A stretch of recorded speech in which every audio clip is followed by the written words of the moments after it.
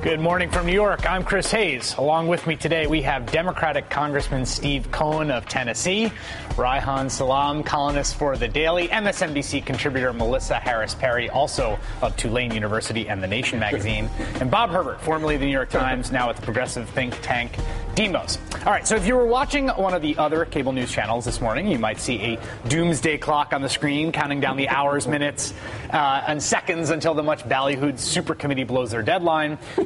At the risk of sounding like a cable news heretic, I'm rooting for failure. I think creating jobs right now is far more urgent, pressing task than long-term fiscal balance. I think it probably will require deficit spending in the short term. I don't see any way out of that when we're up against the array of macroeconomic factors we are. I think history indicates that's what we need. But if the supercommittee succeeds and comes up with a deal to reduce the deficit by $1.5 trillion, I think that's over a 10-year scoring window, it will involve major cuts in government spending, accompanied by thousands of lost jobs and potentially major reductions in essential services to kids, families, and the elderly. If they fail, or if they fail to, the plan fails to pass Congress, it then triggers this, what they call sequestration process, which was part of the deal to get the debt ceiling passed, right? $1.2 trillion in automatic spending cuts, half coming from domestic programs, excluding Medicare, Medicaid, and Social Security, and the other half from our national defense budget. Those cuts would kick in 2013. So that's the sort of situation. It looks like we are going towards the latter. Congressman Cohen, are you hoping for supercommittee failure? Well, yeah, I guess in the way you generally look at failure, I consider Professor Krugman my guru, and I agree with you that that we need to spend out of this, we need to create jobs, and we need to then the failure, quote unquote, would be a success because you'd end up eliminating the Bush tax cuts, which could take care of the problem in and of itself. And the Bush tax cuts put us at rates that are unheard of in 60 years. And the disparity in wealth is the greatest it's been in this country maybe forever. I saw something today. Memphis is the fourth largest disparity gap in the country, tied with Houston. I hate to be tied with Houston in anything. and you know, this is not fair what's going on. But to take it one step further, so let's say that they don't reach a deal, which now looks like they did. I never understood why anyone thought they would. They created I couldn't agree more. I mean, they created this process in which they had going to happen. Yeah, well, why would it be the case if you take two bodies and then you make them 50-50, right, between two very polarized parties that represent very different constituencies and have very different ideological commitments and visions of the way forward, and you put them together, I don't understand why anyone thought you would get anything other than this. But if there is nothing out of the supercommittee, how do you then deal with the cuts that are coming down the line in the discretionary domestic budget? Well, the sequestration will be devastating to social programs, and that's what I'm most concerned about. I think it's good that the defense is being cut. I think defense needs to be cut, and we spent too much money there. And if defense is cut, maybe we'll realize, okay, it would be smarter to put money into electric batteries to create cars and charging systems so that we don't have to depend on the Fifth Fleet being there to protect the Straits of Hormuz. Right. It'd be better to protect our country internally. And Fred Smith, guru of one other, the guru, Federal Express founder and president, talked about this last week. I believe, right? He is a constituent. Talked about this at the Aspen Institute last week, that we need to do more with electric cars, and we should take it out of the defense budget because defense is about oil. So the defense needs to be cut and won't be otherwise because, as you've discussed, the problems with Congress, defense has put money into it. They've got their power. They know where to go on appropriations committee. They've got a defense. I mean, you vote on budgets oftentimes is who's got the jobs. And the GE calls, well, we got jobs in your district. The other, we got jobs in your district. And it ought to be about the big picture of do we need that engine or not? But Bob, you've been watching this supercommittee mishegas unfold. What do you think? Well, I think your introduction to this segment, I mean, you should just put it on a card and mail it to every voter in the country. Jobs is the number one problem facing the country right now. And austerity is in the short term especially, is a job killer. So I'm like you. I'm rooting for this committee to fail, but you have to be concerned, as the congressman is pointing out, about this sequestration process. Hey, I said it without about this process coming down and who's actually going to get clobbered if it's allowed to go forward. But I have a question. What could Congress do, assume this supercommittee fails, to alleviate the potential damage of the sequestration process. Well, we could change afterwards. We could vote to make things different. And the problem is, what everybody figures would happen is that defense would come out the winner. Right. And one of the scenarios I've seen is that they would vote not to cut defense so much and to cut the social services more, that there'd be enough votes in the House, which obviously it would because the Republicans are in control there. They would do it. And also you've got Democratic people who have districts that depend on defense jobs, and that's important. And then in the Senate, it probably would happen. And then the question is, the president would veto that, and is there 2/3 to override the president's veto? I'd hope not. Well, some think it won't, some think it would. Ryan. But defense would be the first thing that would be sacrosanct. I think the congressman made a very astute point earlier on in saying that cutting defense expenditures might actually create a reprioritization. And I think that that's the broad question, and that's the idea that's advanced by many of us on the right. The idea that actually sometimes that kind of spending restraint can lead to greater financial discipline and organizational discipline. You get a better sense of what are your real priorities. Are there better, more effective ways to deploy spending than we've done so in the past? And I think that that is why I'm somewhat more optimistic about the prospect of spending cuts, provided there are also institutional reforms that allow us to reform, for example, work rules and other practices that make it harder for us to reprioritize spending. I want to bring into this conversation, because we have him on the line, Senator Sherrod Brown of Ohio, and he's voiced concern for the impact that any supercommittee spending cuts will have on the elderly and on working families. He joins us now from his home state of Ohio. Welcome back to the program, Senator. Good to be back, Chris. Thanks. Senator, what do you think of what the developments in the supercommittee? Are you hoping that they do not reach a deal and we get sequestration the sequestration eventuality, or do you want to see something come out of the supercommittee?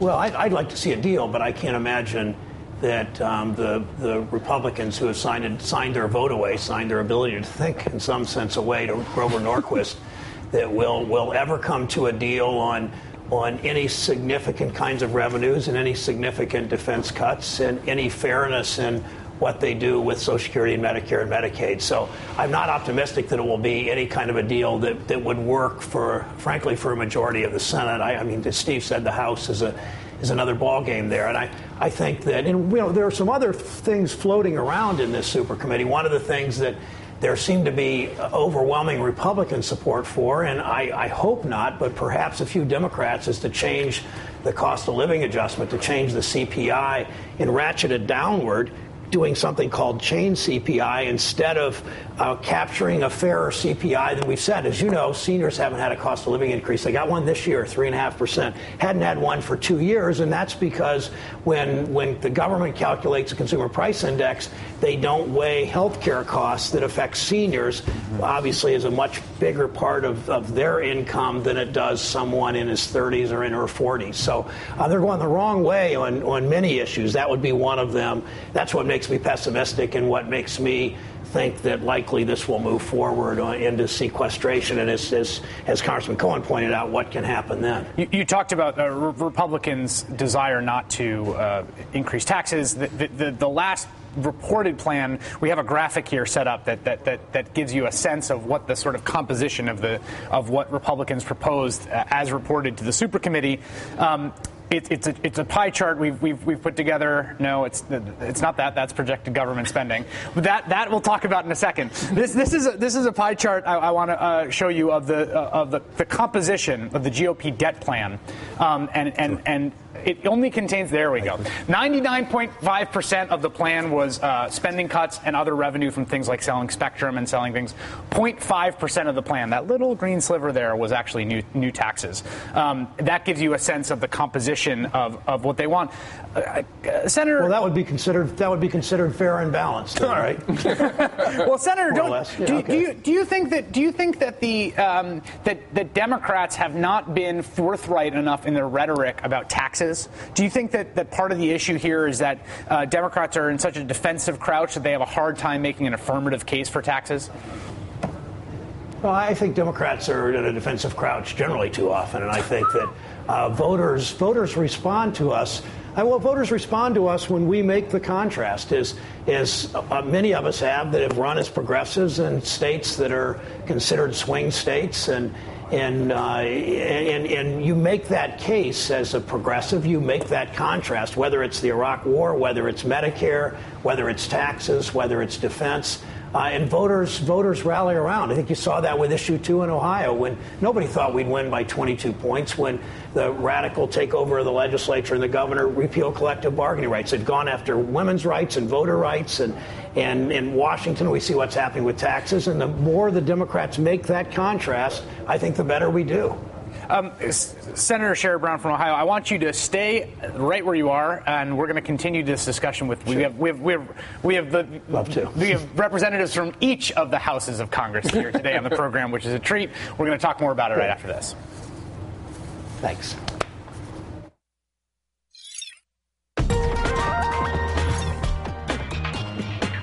We're back with Senator Sherrod Brown, Democrat from Ohio. Senator Brown was one of 3 sitting Democratic senators explicitly named in the memo from the lobbying firm CLGC, written to their client, the American Bankers Association, proposing an $850,000 campaign against Occupy Wall Street. Another one of those senators named in there was Bob Casey of Pennsylvania.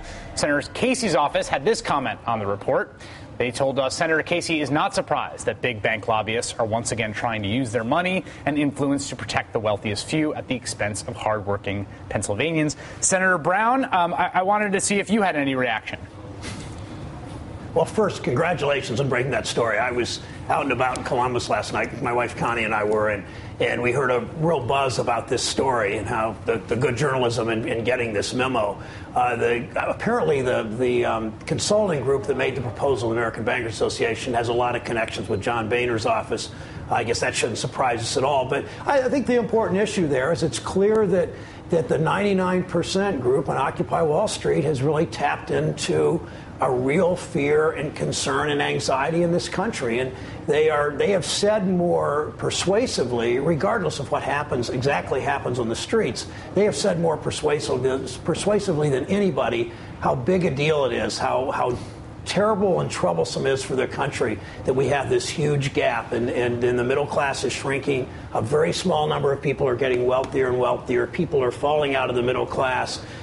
People that aspire to be in the middle class are seeing doors shut in their face right and left. They can't afford to go to school. They just can't get ahead. The foreclosures, all those things. And yet the bank lobby, the Wall Street lobby, is empowered to do even more to hold their place and to get more tax cuts and more deregulation and to do the same things that a lot of the Republicans on the super committee want to do. And I think it's clear from Occupy Wall Street and what happened in Ohio on issue 2 to beat back the efforts to repeal collective bargaining that the country's saying no more to this, and the middle class is going to fight back.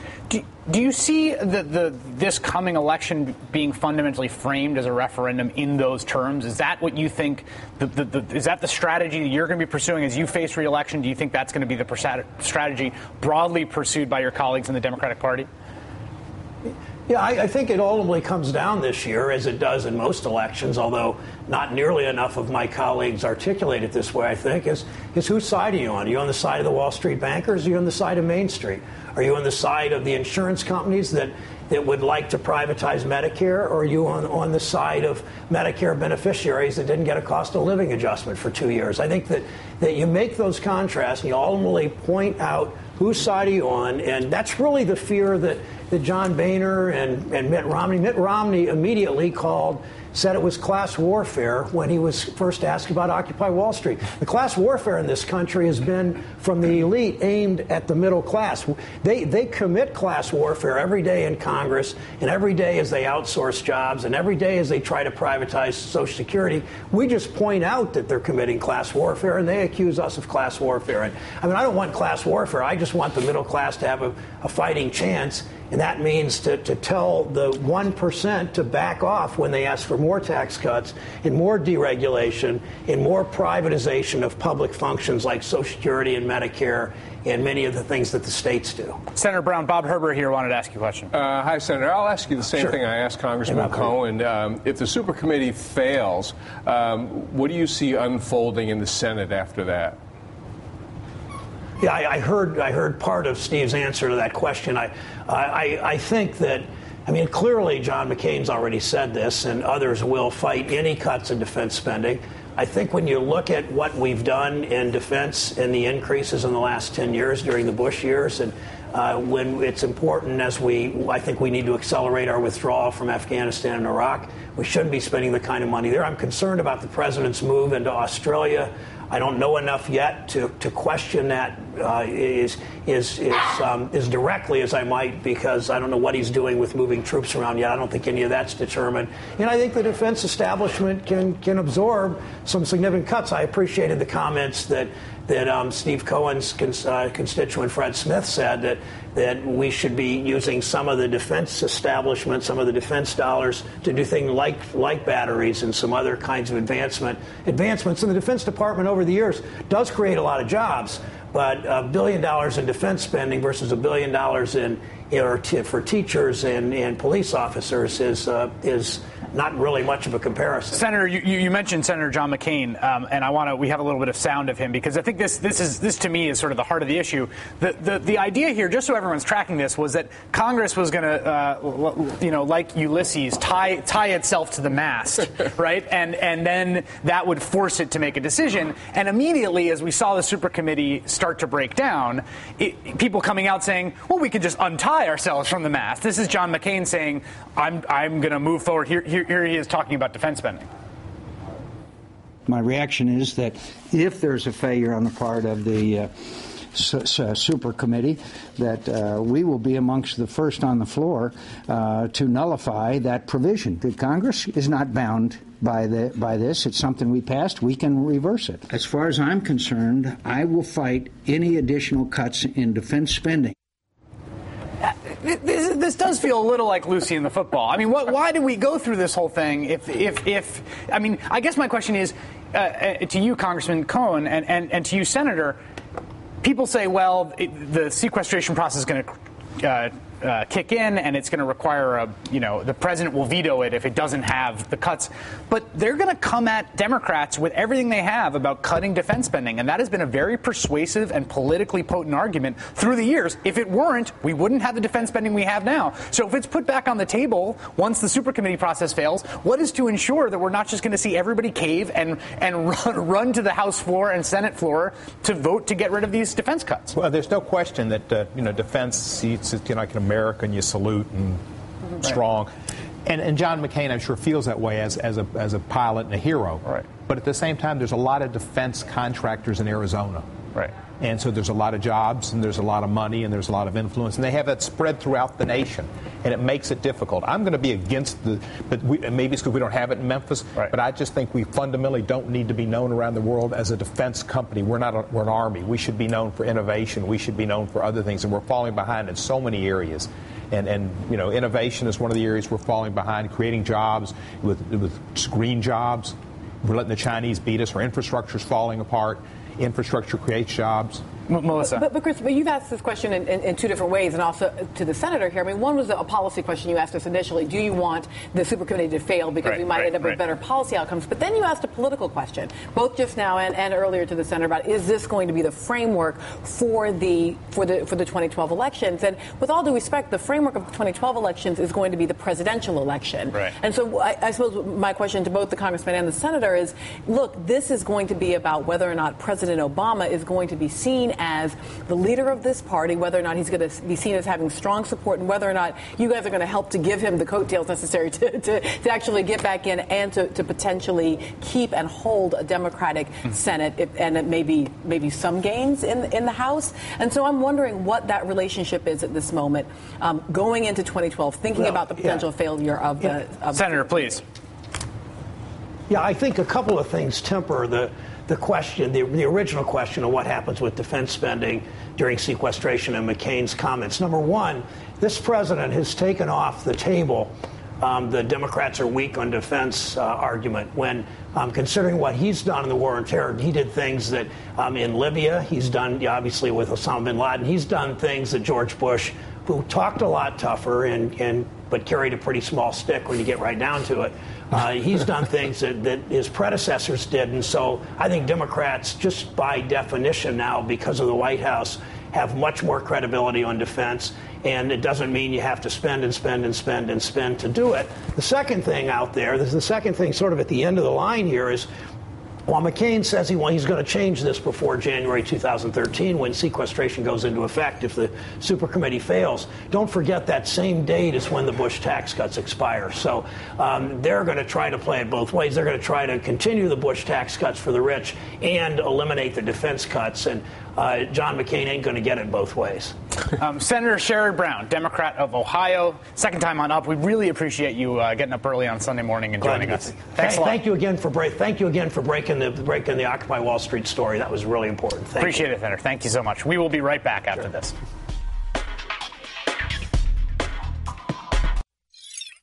The bottom line is America must reduce its borrowing. That is a fact. And we must cut spending on things that we all like. If we do not, companies won't hire, our economy won't grow, interest rates will one day go up. A lot. On mortgages, on credit cards, on any kind of loan, on everyone. All right, so that's Erin Burnett sort of laying out, I think, succinctly the case for this kind of long-term austerity vision. Reihan, as self-described ambassador from the other side of the ideological spectrum, there's a case embedded in what Erin Burnett was saying there about how I think there's a case that was made in the run-up to the debt ceiling deal that basically went as follows. The long-term CBO fiscal projections of deficits in the out years are producing right now in this moment uncertainty, anxiety, paralysis among the job creators that is at the cause of the stalled recovery. Do you think that's a strong argument? Well, the argument that I find more compelling relates actually to an argument that Representative Cohen had raised earlier on.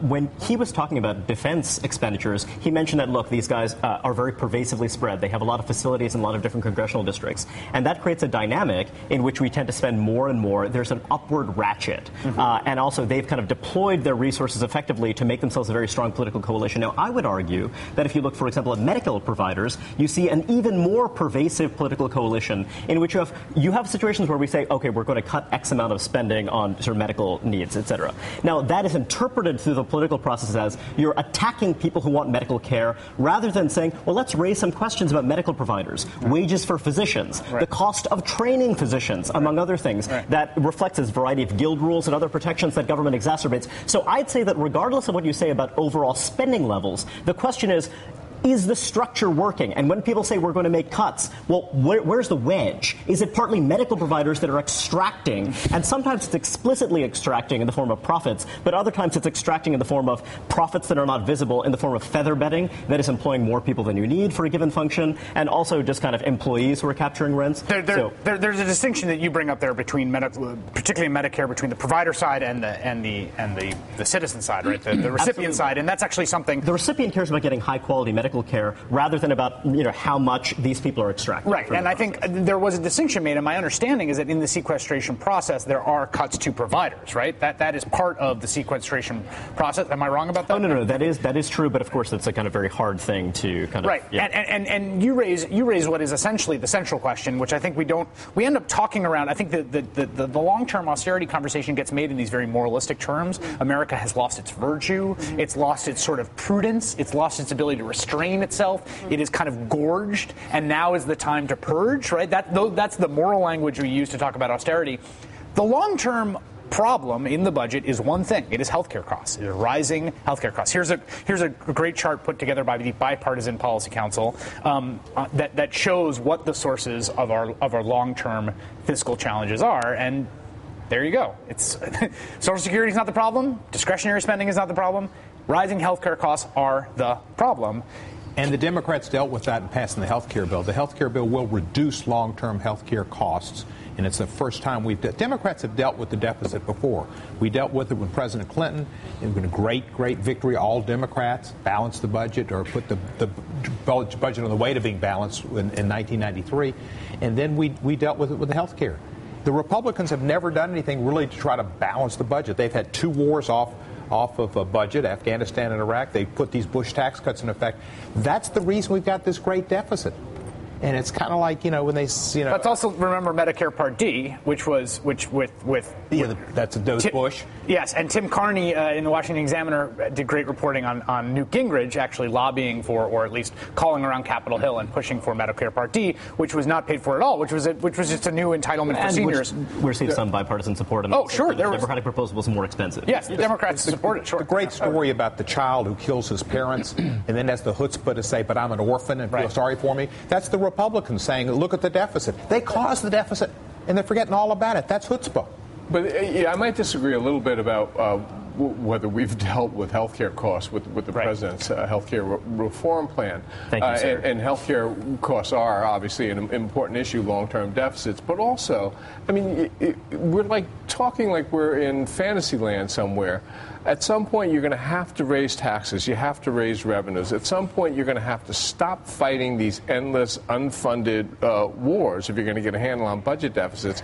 And perhaps most importantly, you're going to have to do something about the economy that puts people back to work so that you have ordinary people paying taxes again. So you need all those factors in play in addition to doing something paying taxes and consuming goods. Because if the middle class can't buy goods, you're going to be in a recession. And I suppose that would also go back to the initial question you asked about, okay, it's creating this uncertainty in this moment, which is attacking basically private sector job creation. But when we look at what's happened just over the past couple of years, so that may have been true sort of early on, but over the past couple of years, it hasn't been the private sector that is shedding jobs at this rate. It's actually been the public sector shedding jobs, and primarily as a result of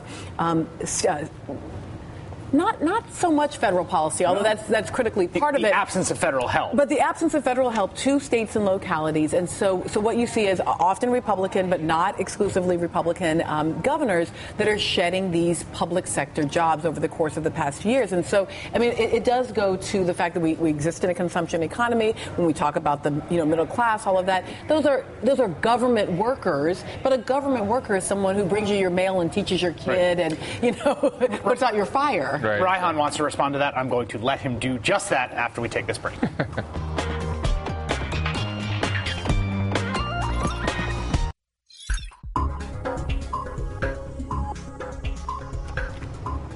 All right, Reihan Salam of The Daily, among other institutional affiliations. You're a man of many credentials. You wanted to respond, so I want to give you a chance. Well, Melissa raised a very good point that much of what we've seen shedding in the public sector, specifically the state and local sector. But there are two things to keep in mind about that. One is that between the end of the Korean War and 2009, while federal expenditures have remained relatively stable, state and local expenditures doubled as a share of GDP. Over the last decade, state and local expenditures increased by about 8%, and there's a tremendous burst of hiring during that period as well. Another thing to keep in mind is that states where they were able to shift the compensation mix from deferred compensation to salaries or what have you. Meaning pensions. Exactly. Are states where actually there have been fewer layoffs than states where actually there's been resistance. So, for example, if you see Illinois shed large numbers of public sector workers, while Wisconsin in the last year did not shed large numbers of public sector workers. That's obviously quite controversial, but I think that is another element of the story. Do these state governments have the flexibility in order to deploy their funds differently? And at the same time that state and local government has grown, and it has. That actually is where, if you want to look at where the growth of government is. The economy did not grow at 8% over the last decade, and state and local spending. State and local government has grown. The federal government really hasn't as a percentage of GDP. At the same time, to take the share of taxes as percentage of GDP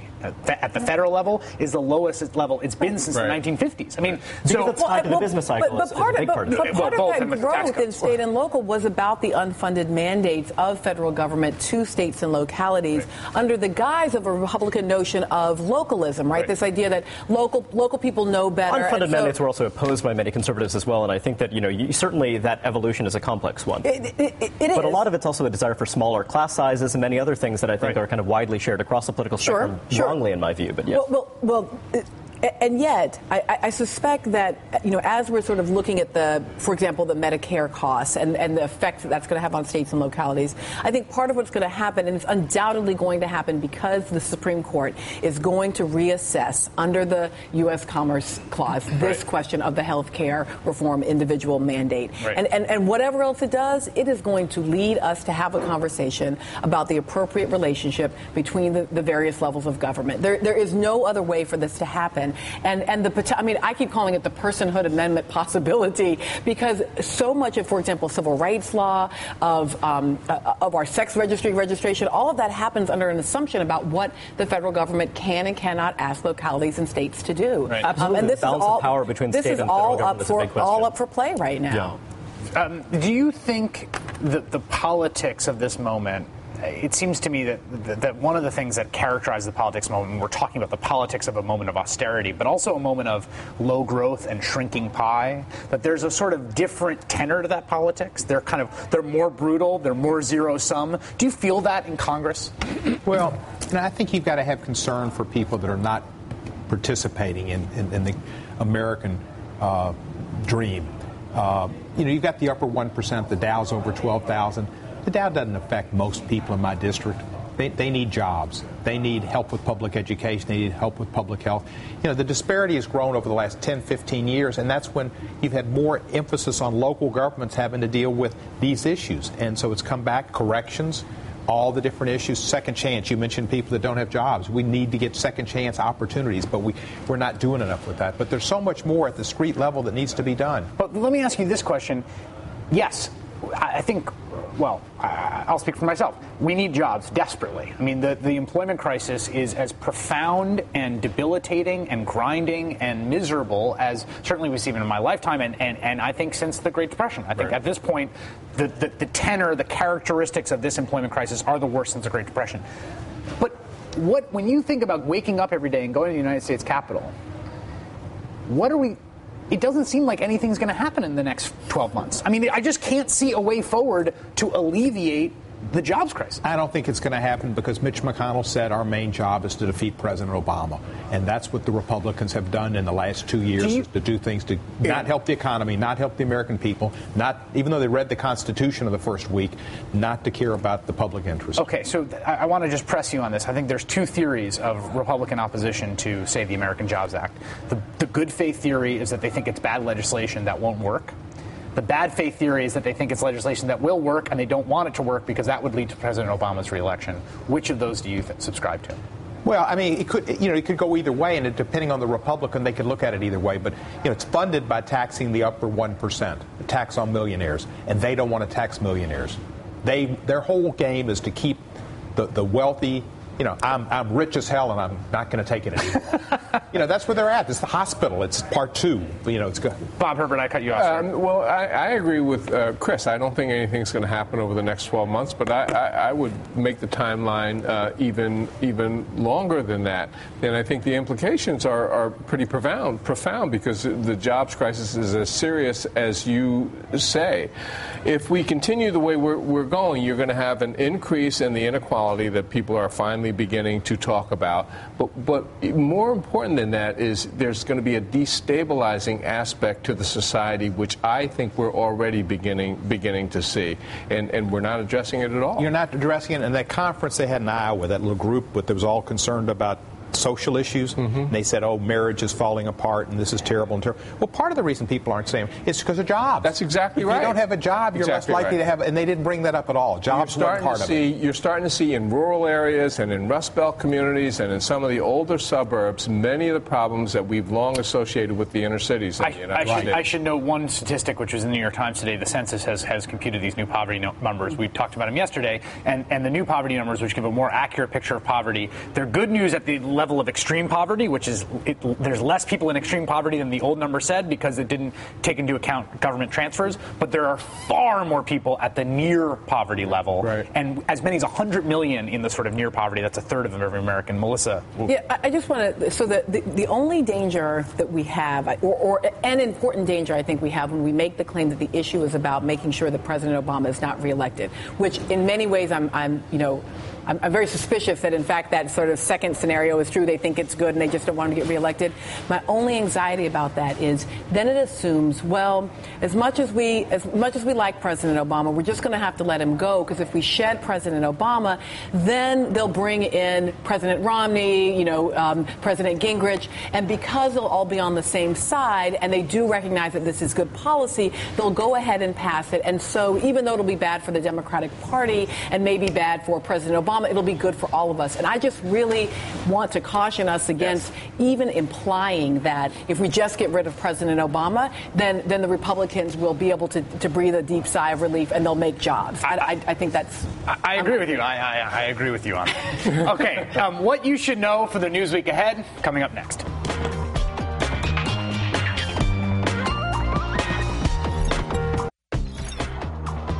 In just a second, what you should know for the week ahead. But right now, it's time for a preview of Weekends with Alex Witt. Alex, what's coming up this morning? Well, let me get to that. It's an outcry. It's outrage, Chris. Also now an investigation. Could these pictures of police cracking down on protesters in California spark the Occupy Wall Street movement? We're going to talk to the U.S. congressman whose district includes Zuccotti Park. A Thanksgiving gathering for the GOP. Some surprise moments that brought tears from at least two of the candidates. Did anyone clearly win this non-debate? Plus, the changing retail landscape and Black Friday. One article this morning suggests it's going to alter how we celebrate and view Thanksgiving. I don't know if I'm ready for that, but it is all ahead at 10 Eastern. Thanks, Alex. Okay. So, what should you know as we head into the week? Well, you should know in the past 12 years, total lobbying spending in Washington has gone up 240%. From $1.4 billion to $3.5 billion. And you should know that no matter what anyone tells you, the exploding growth of Washington's economy of influence represents a metastasizing cancer on our democracy. You should know that in all likelihood, the super committee will not come to an agreement. And all things considered, you should know that's better than the alternative. You should also know that Republicans will immediately pivot towards undoing the very deal they made that would lock in fairly significant cuts to military spending. And you should know you're going to see the worst, most craven kind of demagoguery leveled at members of Congress if they don't go along with rolling back the military cuts. You should know Michelle Bachmann's memoir will be released this week, giving her an early opportunity to transition from candidate to industry, a path already lucratively trod by Sarah Palin, Herman Cain, and others.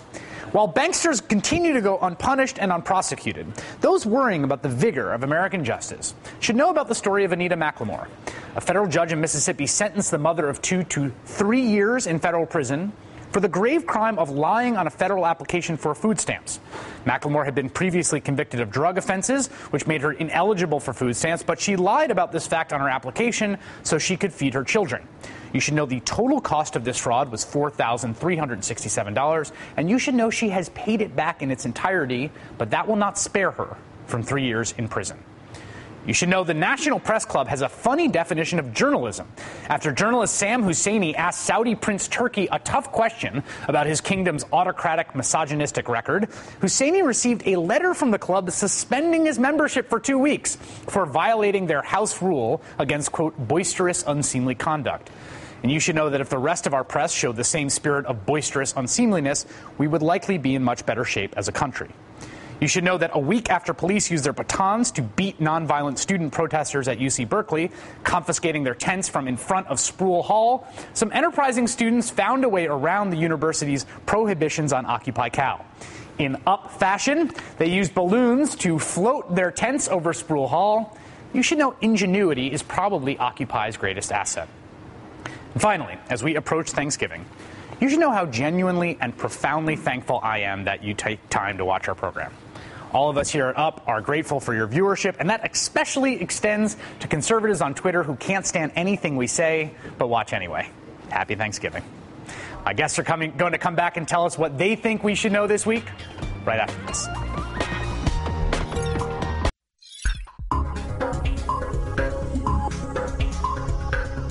I like bumping back with the shot of the pastries, which everyone seems obsessed with. We actually got eaten today, thanks to myself and Reihan Salam. All right, our guests are back to tell us what we should know as the news unfolds this week. I'm going to start with Congressman Steve Cohn from Memphis, Tennessee. Congressman, what should folks know as we head into the week? I guess they should know that whatever happens with this, the quote-unquote super committee, that the country will continue and go on, that most of the members of Congress, even though our rating is down, are good human beings who, whether they have difference of opinions, but want to do the right thing. Most people are good. There's only a certain small percentage that are bad apples, and they get a lot of attention. Do you want to name them right here on live television? I'm kidding. Obviously not. and that, you know, on Thanksgiving we need to give thanks, and for those who've been given much as expected, and I think that those people who are having their, you know, catered and wonderfully Thanksgiving dinners with all the trimmings should think about those that don't, and they should write their congressperson and say, vote for taxes on me. There were a bunch of millionaires that came to the Hill this week that said, we want to be taxed more and we should. And that was the right. Warren Buffett's right. He says there's been class warfare and my class is winning. And on this Thanksgiving, people ought to think about the people that don't have Thanksgiving, don't have jobs, don't have health care, are homeless, veterans that come home, et cetera, et cetera, et cetera, and to give more and sacrifice. And they ought to know the Memphis Tigers are going to have the best basketball team in the United States of America. All right. Reihan Salam of The Daily. There's a terrible legislative proposal called the Stop Online Piracy Act that's making its way through the House right now. And, one way to think about this is when you look at the extraordinary expenditures of Hollywood and the recording industry versus the quite modest expenditures by the technology industry that suffers the most grievously from these kinds of proposals. Recently, an independent expenditure group called Priorities USA Action has started, making ads attacking potential Republican presidential candidates.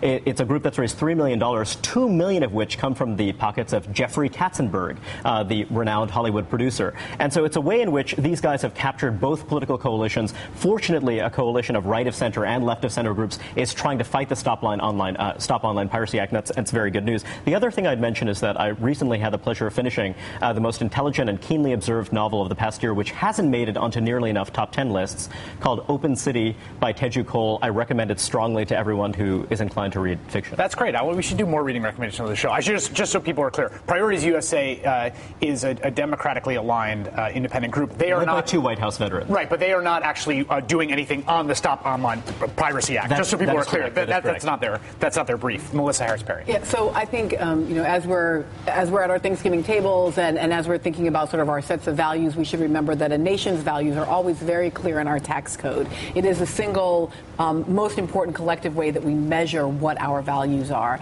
And if you look at the tax rate for millionaires, right at the end of World War II, at the sort of moment of the greatest generation and the great expansion of the American middle class, the tax rate on millionaires was 66.4%.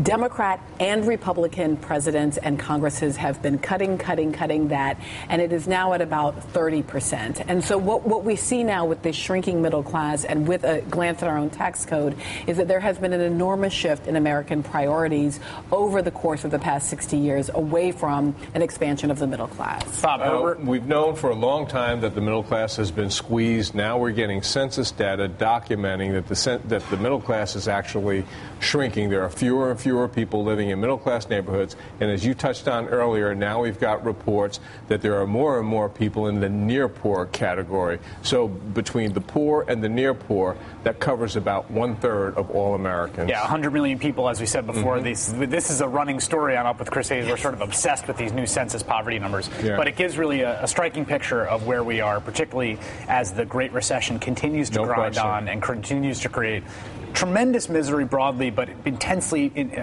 acute pockets of misery, particularly among certain subpopulations. Right. I want to thank my guest today, Democratic Congressman Steve Cohn of Tennessee. Absolute great pleasure to have you here. I hope you come back. Reihan Salam of The Daily, MSNBC contributor Melissa Harris Perry, and Bob Herbert from Demos Think, the think tank. Thank you all. I hope you guys all have a wonderful Thanksgiving. Thank you for joining us. We'll be back next Saturday at 7 Eastern Time and Sunday at 8. Our guests will include Nancy Giles and Ezra Klein. So set your DVRs now, people. In the meantime, you can keep up with us on Facebook at Up with Chris. Up next is Alex Witt. You guys have a great Thanksgiving, and we'll see you next week here on Up.